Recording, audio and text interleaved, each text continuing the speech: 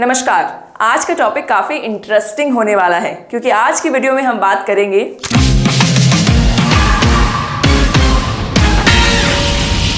जी हाँ, big boss की।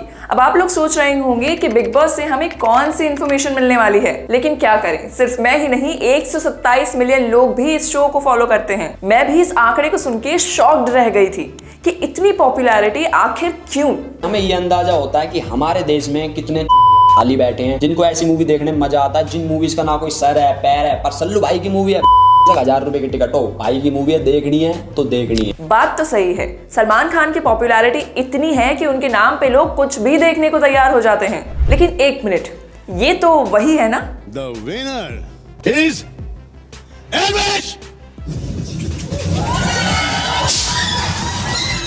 जनाब तो बिग बॉस जीत भी चुके हैं। अब आप समझ गए होंगे कि बिग बॉस में कैसे कैसे लोग आते हैं, लेकिन सवाल ये है कि आखिर इतनी पॉपुलैरिटी क्यों और ये कहां से और कैसे शुरू हुआ था। शुरुआत करते हैं इसके ओरिजिन से। इस शो का कॉन्सेप्ट जॉर्ज ऑरवेल की एक नॉवल से लिया गया था जिसका नाम था 1984। इस बुक में एक बिग ब्रदर का जिक्र किया गया है। अब आप सोच रहे होंगे कि बिग ब्रदर और बिग बॉस एक ही चीज है, लेकिन नहीं। इस नॉवल में मेंशन किया गया बिग ब्रदर बिग बॉस से काफी अलग है। ये एक ऐसी सरकार को रिप्रेजेंट करता है जो 24 घंटे हम पर निगरानी रखती है। बस इस बुक को पढ़कर नीदरलैंड्स के कुछ लोगों में आइडिया आया to start a concept of Bigg Boss, और यहीं से शुरुआत हुई 1999 में बिग ब्रदर्स की। धीरे धीरे ये कॉन्सेप्ट पूरे वर्ल्ड में फैलता चला गया।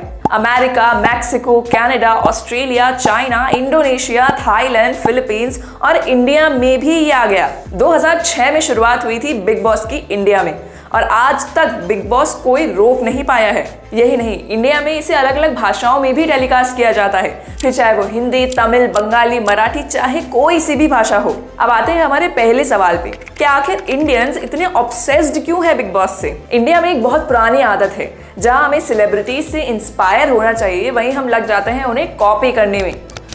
सलमान खान जब तेरे नाम में वो हेयर स्टाइल करता है, you walk on road, how many boys have that hairdo? That's the impact that cinema has on the Indian society. अब आप बताइए, इसे देखकर कोई कैसे इंस्पायर होगा?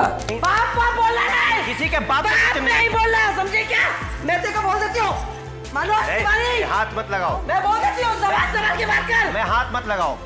बच्चे तो छोड़िए, इस शो को देखकर बड़े भी इंस्पायर नहीं हो सकते, लेकिन फिर भी इस शो को हम काफी रुचि से देखते हैं क्योंकि इसमें हमारे मन पसंदीदा कलाकार मौजूद होते हैं और उन्हें देखकर हमें गलत चीज भी जस्टिफाइड लगने लग जाती है। अब देखा जाए तो जो लोग बिग बॉस कंटिन्यूसली फॉलो करते हैं वो थोड़े हॉट ब्लडेड और अग्रेसिव स्वभाव के होते हैं। और चौंका देने वाला आंकड़ा तो मैंने अभी बताया ही नहीं है, जो कि इनके व्यूअर्स का। According to Hindustan Times, more than 10 crore unique viewers logged in for the finale episode. और इसी वजह से सलमान खान की पॉपुलैरिटी के कारण शो में आने वाले लोग या तो हिट होते हैं या फिर उनका करियर बिल्कुल खत्म हो जाता है। आप देख लीजिए, जिसने भी इस शो में सलमान खान से बदतमीजी करी है उसका करियर बिल्कुल खत्म ही है।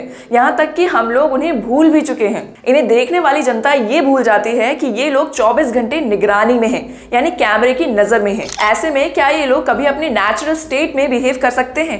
नहीं, ये सिर्फ और सिर्फ एक्टिंग होती है। और कभी कभी ऐसे लोग भी आते हैं जो इस शो को बीच में ही छोड़ देते हैं क्योंकि वो मेंटल इलनेस से जूझने लग जाते हैं। अब आप समझ सकते होंगे कि शो के अंदर का कैसा माहौल होता होगा। ये सिर्फ और सिर्फ इन एक्टर्स का दिखावा होता है।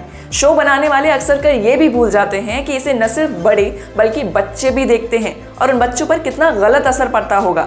यही नहीं, शो से निकलने वाले स्टार्स ये तक कबूल कर चुके हैं कि उन्हें बोला जाता था कि वो लड़ाई करें ताकि इससे उनकी टीआरपी बढ़े, यानी सिर्फ और सिर्फ कंट्रोवर्सी क्रिएट करें। अगर आप कंट्रोवर्शियल नहीं हैं तो आप बिग बॉस में टिक भी नहीं सकते। तो अब आप बताइए, क्या हमें एक ऐसे शो को फॉलो करना चाहिए जिसमें सिर्फ और सिर्फ अग्रेसिवनेस है?